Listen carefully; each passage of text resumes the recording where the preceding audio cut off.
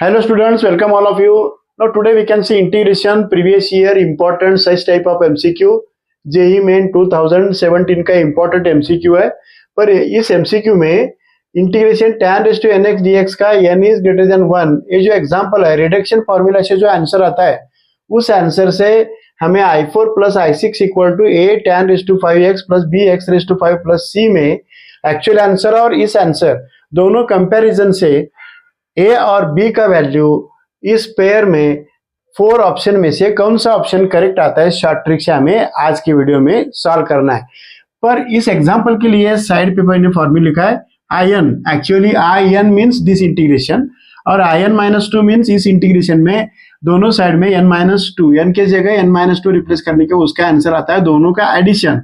Means actually reduction formula से total integration निकालने की जरूरत नहीं है। साइड का जो फॉर्मूला लिखा है मैंने remember this shortcut trick i(n plus i(-2) का जो आंसर आता है इंटीग्रेशन सॉल्व करने के बाद tan raise to n-1 x upon n-1 ये ध्यान में रखना है।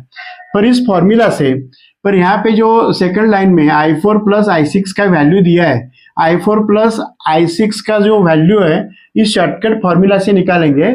पर वो जो आंसर आता है वो आंसर और गिवन आंसर दोनों कंपैरिजन से ए बी का वैल्यू इस पेयर में से कौन सा करेक्ट ऑप्शन आता है वो एक ही मिनट में इसका आंसर कैसा निकालना है सिर्फ इसके लिए साइड का जो इंपॉर्टेंट शॉर्टकट फॉर्मूला लिखा है वो ध्यान में रखना है। पर मैं क्या करता हूँ i4 और i6 के लिए पुट n इक्वल टू इस शॉर्टकट फॉर्मूला में put n equal to 6 value put up करता हूँ। क्या आएगा i6 प्लस i4 आएगा। It is tan n raise to n-1 means n का वैल्यू 6 है 5x अपॉन 5 प्लस 5 प्लस लिखने की जरूरत नहीं है। पर actually this answer it is given answer.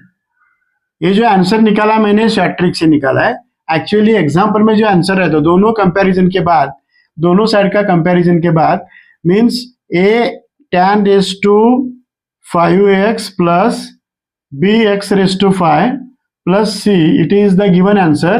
But actually हमने शॉर्टकट ट्रिक से जो फॉर्मूला लिखा है एग्जांपल का जो आंसर निकला है tan raise to x upon 5 वो दोनों साइड में tan रेज़ टू 5 का कोएफिशिएंट है यहाँ पे tan रेज़ टू 5 का कोएफिशिएंट दोनों साइड का कोएफिशिएंट ABC कोएफिशिएंट कंपेयर करने के बाद a का वैल्यू 1/5 आता है और यहाँ पे x raise to 5 b coefficient ही नहीं है इसमें x रेज़ टू 5 इसमें टर्म ही नहीं है इसका कोएफिशिएंट b मींस b का वैल्यू 0 आ रहा है।